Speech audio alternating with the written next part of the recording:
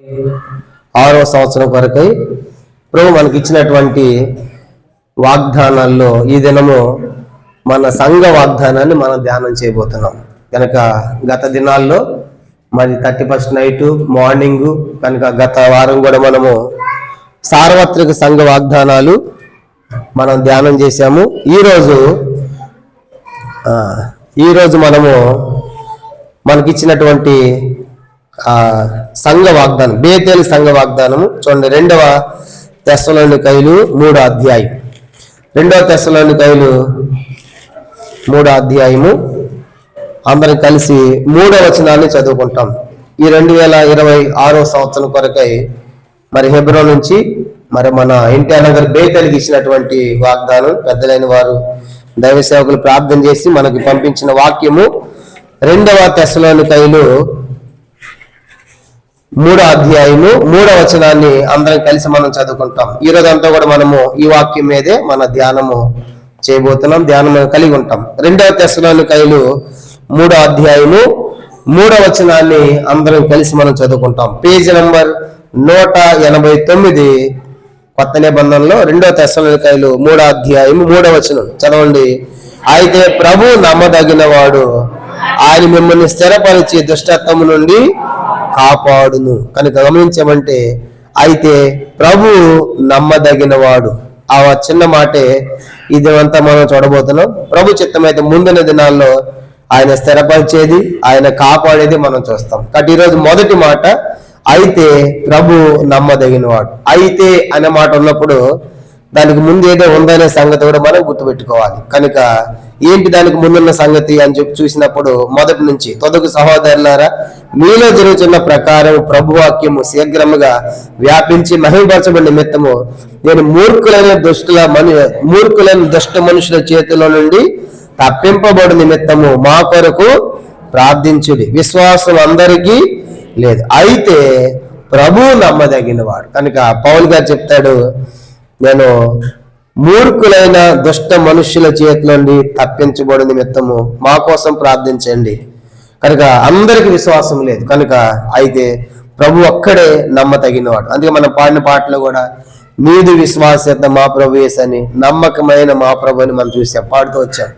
కారణం ఏంటంటే మన దేవుడు నమ్మతగినవాడు, ప్రభు నమ్మతగినవాడు. ఎంత నమ్మదగినవాడు అంటే విలాపవాక్యములు 3వ అధ్యాయం. ఈ దేవుని మనము ఎంత నమ్మొచ్చు అంటే ఎంతైనా నమ్మొచ్చు అంట. విలాపవాక్యములు 3వ అధ్యాయము 23వ వచనంలో చదువుకుంటాము. దేవుని వాక్యములోంచి విలాపవాక్యములు 3వ అధ్యాయము, విలాపవాక్యములు 3వ అధ్యాయం 23వ వచనాన్ని కూడా చదువుకుంటాము. విలాపవాక్యములు 3వ అధ్యాయము 23వ వచనం చదవండి. అనుదినము నూతనముగా ఆయనకు వాత్సల్యత పుట్టుచున్నది, నీవు ఎంతైనా నమ్మదగిన వాడు. కనుక మన ఈ దేవుని ఎంత నమ్మొచ్చు అంటే ఎంతైనా నమ్మొచ్చు. ఎందుకంటే ఆయన 22లో చెప్పాడు, 22వ వచనంలో యెహోవా కృపగలవాడు, ఆయన వాత్సల్యత ఎడతెక్క నిలిచేది కనుక మనం నిర్మూలము కాకున్నవారు. కనుక మరి ఒక నూతన సంవత్సరంలో ప్రవేశించామంటే ఇది ఆయన ఎడతెగని వాత్సల్యత కదా, నూతనముగా మన మీద అనుకున్న ప్రేమ. కనుక దాన్ని బట్టి ఆయన నమ్మకత్వాన్ని బట్టి మనము మరి నిర్మూలన కాలేదు, కనుక సజీవ లెక్కలో ప్రవేశపెట్టాడు. కాబట్టి ఆ దేవుని ఎంత నమ్మొచ్చు అంటే ఆయన్ని ఎంతైనా మనము నమ్మొచ్చు. ఎంతైనా అంటే ఎంత నమ్మొచ్చు? కీర్తన 36వ కీర్తన చూడండి. ఆయన నమ్మకత్వము ఎక్కడ దాకా ఉందంటే కీర్తన 36వ కీర్తన. ప్రభువు నమ్మదగినవాడు, ఎంతైనా నమ్మదగినవాడు. ఆయన ఎంత నమ్మొచ్చు అంటే 36వ కీర్తన 5వ వచనం, 36వ కీర్తన 5వ వచనము అందరం కలిసి చదవండి. యెహోవా నీ కృప ఆకాశము నుండుచున్నది, నీ సత్య సందత్వము అంతరిక్షము నుండుచున్నది. తెలుగులో సత్య సందత్వం అంటాడు, ఇంగ్లీష్ లో ఫెయిత్ఫుల్నెస్ అని రాయబడి. అంటే ఇంగ్లీష్ లో ఆయన నమ్మకత్వం, దేవుని యొక్క నమ్మకత్వం అంట అంతరిక్షం అంతా ఉంది అంటుంది. అంటే అంతరిక్షం ఎంత దూరం అంత నమ్మొచ్చు. కనుక ఈ దేవుడు నమ్మదగిన వాడు, ఎంతైనా నమ్మదగిన వాడు. ఎంతైనా అంటే ఆయన యొక్క ఫెయిత్ఫుల్నెస్, ఆయన యొక్క సత్య సందత్వము అంతరిక్షం ఆకాశం అంతా ఉందట. కనుక అంత నమ్మవచ్చు. కాబట్టి ఆయన నమ్మదగిన దేవుడిగా మన జీవితాల్లో చేసిన కార్యాలు ఎట్లాంటివో ఒక 7 ప్రాముఖ్యమైన సంగతులు ఈ ఆరాధన కొరకే మనం చూడబోతున్నాం. ఆయన నమ్మకమైన దేవుడిగా మన జీవితాల్లో మనకు ప్రసాదించినటువంటి ఆశీర్వాదాలు లేదంటే మేలులు దీవెనలు ఎలాంటివో ఈ ఉదయ కాలంలో ఒక 7 సంగతులు మనం చూసి మన ప్రభువుని ఆరాధిస్తాం. కాబట్టి దేవుడు మనకిచ్చిన వాగ్దానము, ప్రభువు నమ్మతగినవాడు కనుక ఎంత నమ్మొచ్చు అంటే ఎంతైనా నమ్మవచ్చు. కనుక ఎంతైనా అంటే ఆకాశం అంత అంతరిక్షం అంత నమ్మొచ్చు. కనుక అంత నమ్మదగినవాడు. అలాంటి నమ్మదగిన దేవుడికి మన జీవితాల్లో మనం చేసిన మేలులేంటి, మనకి చేసిన కార్యాలు ఏంటి అనేది ఒక 7 సంగతులు చూద్దాము. మొట్టమొదటిది 1 యోహాను పత్రిక 1వ అధ్యాయం చూడండి. ఆయన నమ్మతగిన దేవుడిగా మన జీవితంలో మనకి ఇచ్చిన మొదటి ఆశీర్వాదం, మొదటి మేలు 1 యోహాను పత్రిక 1వ అధ్యాయము 9వ వచనం. 1 యోహాను పత్రిక 1వ అధ్యాయము 9వ వచనం. అందరు తీయాలి, యవనస్తులు తీయాలి. 1 యోహాను పత్రిక 1వ అధ్యాయము 9వ వచనం అందరం కలిసి చదవండి. మన పాపములను మనం ఒప్పుకునేలా ఆయన నమ్మదగినవాడు, నీతిమంతుడు గనుక ఆయన మన పాపములను క్షమించి సమస్త దుర్నీతి నుండి మనల్ని పవిత్రులుగా చేయండి. కాబట్టి ఆయన నమ్మతగినవాడు ఏ విషయంలో అంటే మన పాపములు ఒప్పుకుంటే మన పాపములు క్షమించుట్లో నమ్మతగినవాడు. కాబట్టి ఉదయకాలము మన దేవుని ఎందుకు ఆరాధించాలంటే, ప్రభా నేను ఘోర పాపను ఏంటుండగా నా పాపములను క్షమించుటలో నువ్వు నమ్మతగిన వాడవు. ఎప్పుడైతే మన పాపములను యేసు ప్రభువు ఒప్పుకున్నామో కనుక ఆయన మన పాపములన్నిటిని కూడా క్షమించాడు. తూర్పుకి పడమకి ఎంత దూరమో అంత దూరపరిచాడు. 103 కీర్తన 12 రాయబడింది. యెషయా గ్రంథం 44:7 చెప్పాడు, మబ్బు తొలగిపోనట్లుగా మంచు తొలగిపోనట్లుగా నేనే నీ పాపములను దూరపరిచాను అంటాడు. యెషయా గ్రంథం 43 అధ్యాయం 25 చెప్పాడు, నేనే నీ అతిక్రమలను తుడిచివేసి ఉన్నాను అని ప్రభు చెప్పాడు.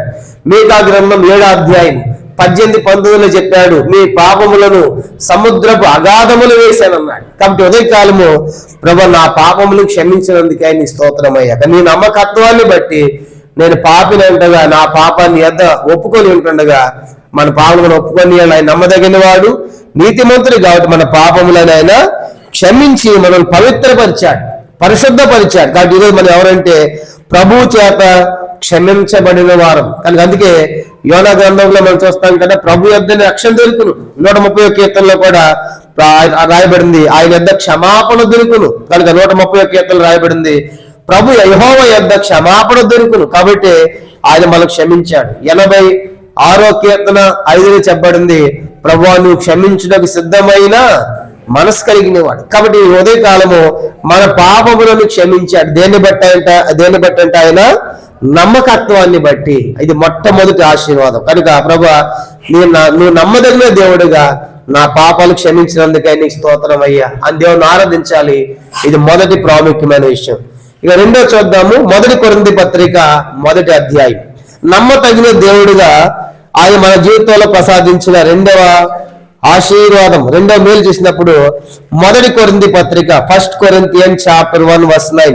1 కొరింథీ పత్రిక 1వ అధ్యాయము 9వ వచనము ఇలాగ రాయబడింది. 1 కొరింథీ పత్రిక 1వ అధ్యాయము 9వ వచనములో రెండవ ఆశీర్వాదం, రెండవ మేలు చదువుకుంటాం. చదవండి. మన ప్రభువైన యేసుక్రీస్తును తన కుమారుని సహవాసమునకు మిమ్మల్ని పిలిచిన దేవుడు నమ్మతగినవాడు. రెండవదిగా నమ్మతగిన దేవుడిగా ఆయన మనల్లో యేసుక్రీస్తు యొక్క సహవాసములకు పిలిచాడు. కనుక ఈరోజు మనము యేసుక్రీస్తు యొక్క దేవుని కుమారుడైన యేసుక్రీస్తు వారి యొక్క సహవాసానికి మనం పిలిచాడు. ఎందుకో ఆధిక్యత పాపులమైన మనల్ని క్షమించి దూరం చేయక నా ఎద్దుకు వచ్చి అని ఎంత మాత్రం బయటికి త్రోసివేసి సెలవిచ్చిన దేవుడు ఈరోజు మనల్ని తన సహవాసములకు పిలిచాడు. కనుక యేసుక్రీస్తును తన కుమారుని సహవాసము పిలిచాడు. ప్రభు కారణం ఏంటంటే ఆయన నమ్మకత్వాన్ని బట్టి. అందుకని అపోస్తల బోధ ఎందును, సహవాసం ఎందును, ప్రార్థన చేయటం, రొట్టెకి ఎడతగక ఉన్నట్లే మనం చూస్తాం. కారణం ఏంటంటే ఆయన మనకు సహవాసం ఇచ్చాడు. ప్రభా సంఘ సహవాసం ఇచ్చావు, దేవుని బిడ్డల సహవాసం ఇచ్చావు కనుక అందుకని స్తోత్రాలు. కాబట్టి మరి యేసుక్రీస్తు యొక్క సహవాసములో మమ్మల్ని స్థిరపరిచినందుకై నీ వందనములు. ఇది రెండవ ఆశీర్వాదం, రెండవ మేలు. కనుక ఆయన నమ్మకత్వాన్ని బట్టి మన పాపలను క్షమించాడు. రెండవదిగా ఆయన నమ్మకత్వాన్ని బట్టి ఆయన కుమారుని సహవాసానికి మనల్ని పిలిచాడు. కనుక అందుకే ఆ సహవాసములో ఉన్నటువంటి మనము అడిచే సహవాసాన్ని బట్టి మనము దేవుని మనం స్తుతించాలి. కనుక ఇది రెండవ ప్రాముఖ్యమైన సంగతి. మూడో చూద్దాము, యెషయా గ్రంథం 49వ అధ్యాయం. మూడవదిగా ఆయన నమ్మదగిన దేవుడిగా మన జీవితంలో మనం ప్రసాదించిన మూడవ ఆశీర్వాదం, మూడవ మేలు చదువుకుంటాం.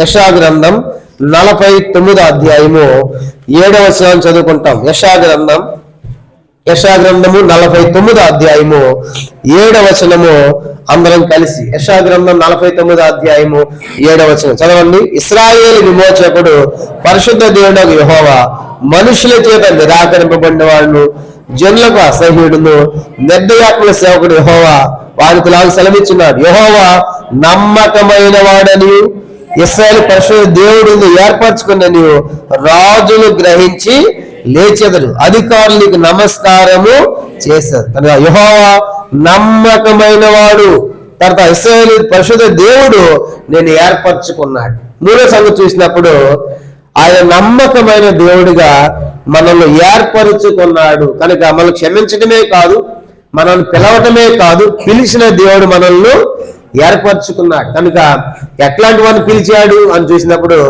1 కొరింథీ పత్రిక 1వ అధ్యాయం 27-29 రాయబడింది.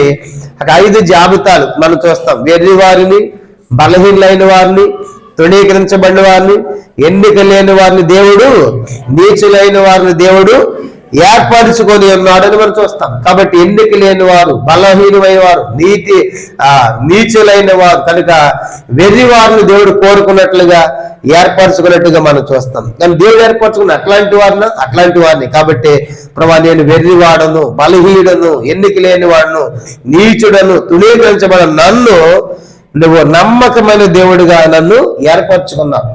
పిలవబట్టమే కాదు, అందుకే మత్తయి సువార్త 22వ అధ్యాయం 14 చెప్పబడింది, పిలువబడిన వారు అనేకులు, ఏర్పరచబడిన వారు కొందరే. కాబట్టి ఆ కొందరిలో మనం ఉన్నాం. కానీ ప్రభా నన్ను పిలిచిన జాబితాలో కాదు, నన్ను ఏర్పరచుకున్న జాబితాలో నన్ను చేర్చావు, నీ కొందనాలు. అందుకే పౌలు కూడా దేవుణ్ణి ఆరాధిస్తాడు. ప్రభా నేను పూర్వ దోషకులను, హింసకులను, హానికులను, అలాంటి నన్ను ఎన్నుకున్నావు. చూడండి 2 తిమోతి పత్రిక ఎంత గొప్ప ఆధిక్యత అది. దేవుడు మనం ఎన్నుకోవటం అంటే అది చిన్న విషయం కాదు. 1 తిమోతి పత్రిక 2వ అధ్యాయము 12-13 వచనాలు. 1 తిమోతి పత్రిక 1వ అధ్యాయం, 1 తిమోతి పత్రిక 1వ అధ్యాయము 12-13. పూర్వ దోషకుడను, హింసకుడను, హానికరుడైన నన్ను తన పరిచయకు నియమించి నమ్మకమైన వానిగా ఎంచినందుకు నన్ను బలపరిచిన ప్రభు యేసుక్రీస్తు కృతజ్ఞుడై ఉన్నారు. కానీ నమ్మకం పరిచర్యకు నియమించి అనే మాట ఇంగ్లీష్ లో అపాయింట్ చేయడం. కనుక నియమించాడు, అపాయింట్ చేసుకున్నాడు, ఏర్పాటు చేసుకున్నాడు. కనుక ఈరోజు మనం ఎవరమంటే దేవుని చేత ఏర్పరచబడిన ప్రజలం. అందుకే పేతురు రాసిన 1వ పత్రిక 2వ అధ్యాయం చూడండి. ఈరోజు మనం ఏర్పరచబడిన వంశముగా దేవుడు మనం చేశాడు. కనుక పేతురు రాసిన 1వ పత్రిక 2వ అధ్యాయము 9వ వచనం. 1 పేతురు పత్రిక కొంచెం ముందు జరగండి, కొంచెం ముందు జరగండి. వచ్చేవాళ్ళు ఉన్నారు, ఇంకా జరగండి, కొంచెం జరగండి. కాబట్టి మనం గమనించామంటే దేవుడు మనల్ని ఏర్పరచుకున్నాడు. మూడవదిగా మనము ఏర్పరచబడినటువంటి వంశంగా మనం చూస్తాం. 1 పేతురు పత్రిక 2వ అధ్యాయము 9వ వచనము ఇలాగ రాయబడింది. అయితే మీరు చీకట్లో నుండి ఆశ్చర్యమైన తన వెలుగులోకి మిమ్మల్ని పిలిచిన వాడిని గుణాశ్చర్యమైన ప్రచురం చేయ నిమిత్తము ఏర్పరచబడిన వంశము, రాజులని యాజక సమూహము, పరిశుద్ధ జనమును, దేవుని సొత్తైన ప్రజలునై ఉన్నారు. కాబట్టి ఏర్పరచబడిన వంశం. కాబట్టి ఎన్నికలేని నన్ను ఏర్పరచబడిన వంశముగా, రాజులని యాజక సమూహంలో చేసినందుకు ఆయన స్తోత్రము. ఇది ఆయన నమ్మకత్వాన్ని బట్టి మనకు కలిగిన 3వ మేలు. ఇప్పుడు 3 సంగతులు చూసాం. మొదటిది ఏం చెప్పండి? మొదటిది ఆయన పాపలు క్షమించే విషయంలో నమ్మదగిన వాడికి క్షమించాడు. రెండవదిగా నమ్మదగిన వాడిగా కుమారుని సహవాసాన్ని మనల్ని పిలిచాడు. మూడవదిగా ఆయన నమ్మకత్వాన్ని బట్టి మనల్ని ఎన్నిక చేసుకున్నాడు, ఏర్పాటు చేసుకున్నాడు. మూడవది. 4వ చూద్దాము. 4వ సంగతి ద్వితీయోపదేశకాండం 7వ అధ్యాయం. 4వదిగా ఆయన నమ్మతగిన దేవుడిగా మన జీవితాల్లో ప్రసాదించిన 4వ మేలు ఆశీర్వాదం మనం చూద్దాం. 4వ సంగతి ద్వితీయోపదేశ కాండము 7వ అధ్యాయం. ద్వితీయోపదేశ కాండం 7వ అధ్యాయము 9వ వచనం కూడా చదువుకుంటాము. 9వ వచనము ఇది 4వ సంగతి. ద్వితీయోపదేశ కాండం డ్యూటరానమీ చాప్టర్ 7:9. ద్వితీయోపదేశ కాండం 7వ అధ్యాయము 9వ వచనము అందరం కలిసి చదవండి. మీ అనుసరించి నడుచుకుని వారికి తన నిబంధన స్థిరపరచువాడు, 1000 తరముల వరకు కృప చూపువాడు, నమ్మతగిన దేవుడను, తను దేశించి వారి విషయంలో ప్రతి వారిని బహిరంగంగా నశింపజేయటకు వారికి దండన విధించువాడని నీవు తెలుసుకొనవలెను. గమనించమంటే 1000 తరమ తన నిబంధనలు స్థిరపరచువాడును, 1000 తరముల కృప చూపువాడును, నమ్మతగిన దేవుడనియు. కానీ 4వ సంగతి ఏంటంటే నిబంధన స్థిరపరచుట్లో నమ్మకమైన వాడు. నిబంధన అనగానే వాగ్దానములు, నిబంధనలు, ప్రమాణములు ఇవన్నీ ఒకటే. కాబట్టి దేవుడు నిబంధన చేయగా, దేవుడు వాగ్దానం చేయగా, దేవుడు ప్రమాణం చేయగా ఆయన మాట తప్పడు. కాబట్టి అంటే 4వదిగా ఆయన మనకిచ్చిన నిబంధనలు, మనకిచ్చిన వాగ్దానాలు, మనకిచ్చినటువంటి ప్రమాణములు ఆయన నెరవేర్చుటలో నమ్మకమైన వాడు. అందుకే హెబ్రీ పత్రిక 10వ అధ్యాయము 22 చెప్పాడు. హెబ్రీ పత్రిక 10:22 వాగ్దానము చేసిన వాడు నమ్మతగిన వాడు. కాబట్టి 4వదిగా ఆయన మనకి ఎన్ని వాగ్దానాలు చేశాడో దేవుని వాగ్దానాలు అన్ని కూడా మనకి అవును అన్నట్టుగా ఆయన ఉన్నాయి. కాబట్టి ఆయన వాగ్దానం చేసి అయ్యే పొరపాటును చెప్పేసి అందులో కలిగి నేను చేయలేనివాడు కాదు కనుక, వాగ్దానం ఇచ్చి పశ్చాత్తాపడేవాడు కాదు కనుక, వాగ్దానం ఇచ్చి వెనక్కి తీసుకునేవాడు కాదు. దావీదుకు వాగ్దానాలు ఇచ్చి, దావీదు ఇదిగో నీ సింహాసనం మీద నిత్యము ఒకడు స్థిరంగా ఎప్పుడు సింహాసనం మీద ఉంటాడు నీ పిల్లలని చెప్పాడు. కానీ దావీదు పిల్లలు ఎంతోమంది భవిష్యత్తులో చెడిపోయినప్పటికి కూడా వాళ్ళు తొలగించాల సింహాసనం మీద నుంచి. కారణం ఏంటి? దావీదుకి ఏం చేశాడు ఆయన? వాగ్దానం. దావీదుని బట్టి కనుక వాళ్ళు దుర్మార్గులైన తప్పు చేసినప్పుడు దేవుడు నొచ్చుకుంటా క్షమిస్తూనే ఉంచాడు, కానీ ఆయన ఇచ్చిన వాగ్దానాన్ని వెనక్కి తీసుకోలేదు. కాబట్టి ఉదయకాలము దీన్ని మనం ఎందుకు ఆరాధించాలంటే, ప్రభా నాకు ఎన్నో వాగ్దానాలు ఇచ్చావు, వాగ్దానాలు చేసి నా పక్షం నెరవేర్చావు, అందుకని స్తోత్రాలు. కనుక నీ నమ్మకత్వాన్ని బట్టి నాకు ఇచ్చిన వాగ్దానములు చేసి నెరవేర్చుట్లో నాకు నమ్మదగిన దేవుడిగా ఉన్నందుకని నీకు స్తోత్రం అని చెప్పాలి. ఇది 4వ ప్రాముఖ్యమైన సంగతి. 5వ చూద్దాము. ఈ దేవుడు నమ్మదగిన దేవుడిగా మన జీవితంలో చేసిన 5వ మేలు, 5వ ఆశీర్వాదము 1 కొరింథీ పత్రిక 10వ అధ్యాయం. 1 కొరింథీ పత్రిక 10వ అధ్యాయము 1 కొరింథీ పత్రిక 10వ అధ్యాయము 12-13 వచనాలు. ఇది 5వ సంగతి మనం చూద్దాం. నమ్మతగిన దేవుడిగా మన జీవితాల్లో మనకు ప్రసాదించిన 5వ మేలు, 5వ ఆశీర్వాదము 1 కొరింథీ పత్రిక 10వ అధ్యాయము మనము 12-13 వచనాలు చదువుకుంటాం. తాను నిలుచున్నానని తలంచుకునేవాడు పడకున్నట్లు జాగ్రత్తగా చూచుకునేవాళ్ళు. 13 అందరం కలిసి. సాధారణముగా మనుషులు కలిగి శోధన తప్ప మరి ఏది మీకు సంభవింపలేదు.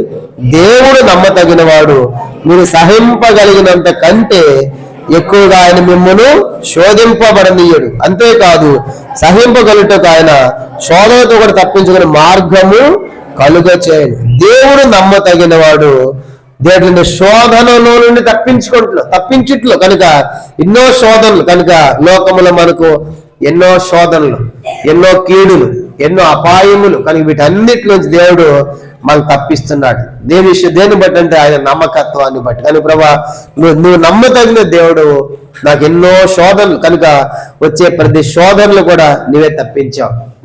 అందుకే యోసేపు కూడా ఎన్నో రకాల శోధనలు ప్రతి దినము సైనించమని పాపం చేయమని శోధించింది ఆయనప్పుడు కూడా మరి యోసేపును దేవుడు తప్పించాడు. కనుక మన దేవుడు శోధనలో నుండి తప్పించడం కూడా ఆయన నమ్మకమైన వాడు. ఆ శోధనలు కలిగి ఇస్తాయి, కొన్ని వస్తాయి, కానీ మనము సహింపగలిగినంత కంటే ఎక్కువగా మనకు శోధనలు ఇవ్వడంట. ఒకవేళ వచ్చిన వాటిలోంచి తప్పించుకునే మార్గాన్ని కూడా మనకు చూపిస్తున్నాడు. కనుక అందుకే ప్రభా నాకు వచ్చే శోధనలన్నిటిలో కూడా నువ్వు నమ్మతగిన దేవుడుగా నువ్వు శోధనలన్నింటిలో తప్పిస్తున్నందుకు కూడా నీకు స్తోత్రం అని చెప్పాలి. ఇది 5వ ప్రాముఖ్యమైన సంగతి.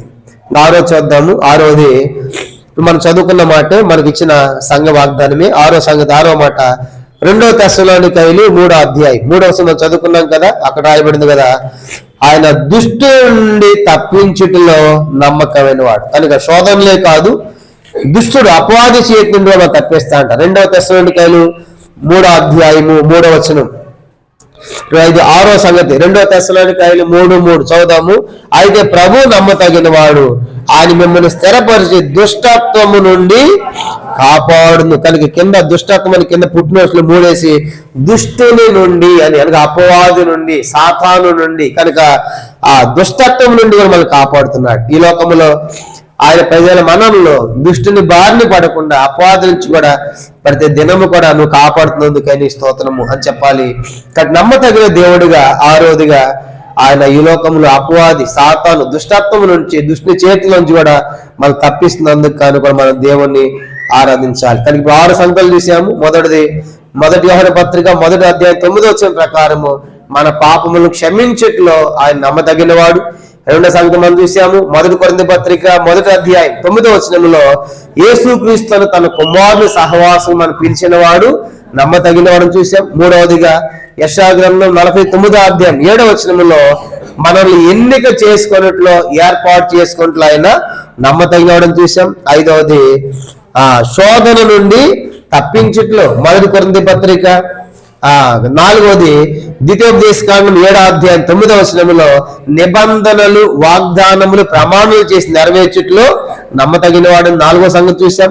5వది 1 కొరింథీ పత్రిక 10వ అధ్యాయం 13వ వచనంలో మనకు వచ్చే శోధనలు తప్పించట్లో ఆయన నమ్మదగిన వాడని. 6వదిగా 2 తెస్సలోనికైలు 3:3 చూసాం కదా, దుష్టుల నుండి తప్పించడం నమ్మకమైన మనం చూసాము. 7వది ఆఖరిది మనం చూద్దాము. 7వది ఆఖరిది 1 తెస్సలోనికైలు 5వ అధ్యాయం.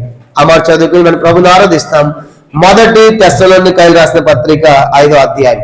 1 Thessalonians chapter 5 verse 23 and 24 మనం చూద్దాం. 1 తెస్సలోనికైలు 5వ అధ్యాయము 23, 24 వచనాలు 2 కలిసి మనం చదువుకుంటాం. ఇది 7వ ఆశీర్వాదం, 7వ మేలు ఏంటంటే నమ్మతగిన వాడిగా అది మనకి ఏం చేస్తున్నాడు. 7వ సంగతి మనం చూద్దాం. 1 తెస్సలోనికైలు 5వ అధ్యాయం 23 చదవండి. సమాధానకర్తకు దేవుడే మిమ్మల్ని సంపూర్ణముగా పరిశుద్ధపరచునుగాక, మీ ఆత్మయు, జీవమును, శరీరమును మన ప్రభువైన యేసుక్రీస్తు రాకడయందు నిందారహితముగాను సంపూర్ణముగాను ఉండినట్లు కాపాడబడునుగాక. మిమ్మల్ని పిలిచేవాడు నమ్మకమైన వాడు గనుక అలాగే చేయు. 7వదిగా మన పిలిచే నమ్మకమైన దేవుడిగా మన జీవితంలో చేసినటువంటి 7వ మేలు ఏంటంటే యేసుక్రీస్తు రాకడ వరకు మనం సిద్ధపరుస్తున్నాడు. ఆయన రాకడ కొరకై కనుక మన ఆత్మను, జీవమును, శరీరమును మన ప్రభువైన యేసుక్రీస్తు రాకడ యందు నిందారహితం అంటే ఆయన రాకడ కొరకై మనల్ని సిద్ధపరచుట్లో నమ్మకైన వాడు. కనుక ఆయన త్వరలో మధ్యాకాశం రాబోతున్నాడు తన ప్రజల కొరకై, తన సంఘము కొరకై. కాబట్టి ఇప్పుడు ఆ రాకడ కొరకు మనల్ని సిద్ధపరిచే విషయంలో 20 చెప్పాడు, మిమ్మల్ని పిలిచేవాడు నమ్మకమైన వాడు. దేని కొరకంటే ఆయన రాకడ కొరకే మనల్ని సిద్ధపరిస్థితుల్లో. కాబట్టి ఒక దినం మధ్యాకాశానికి వస్తాడు, నేను ఆయన కలుసుకుంటాను అనే గొప్ప నిరీక్షణ మనకు అనుగ్రహించి అలాగే మనము ఆయన రాకడ కొరకే మనల్ని సిద్ధపరుస్తున్నాడు. ఇవన్నీ చూసినప్పుడు ప్రభు నువ్వు ఎంత నమ్మకమైన దేవుడు. కనుక అందుకే ప్రభు నమ్మతగినవాడు అనే మాట మనం చూసాం. కాబట్టి మనం క్షమించాడు. 2వదిగా తన సహవాసాన్ని పిలిచాడు. 3వదిగా ఎన్నిక చేసుకున్నాడు. 4వదిగా ప్రమాణాలు, నిబంధన, వాగ్దానాలు ఇచ్చి నెరవేరుస్తున్నాడు.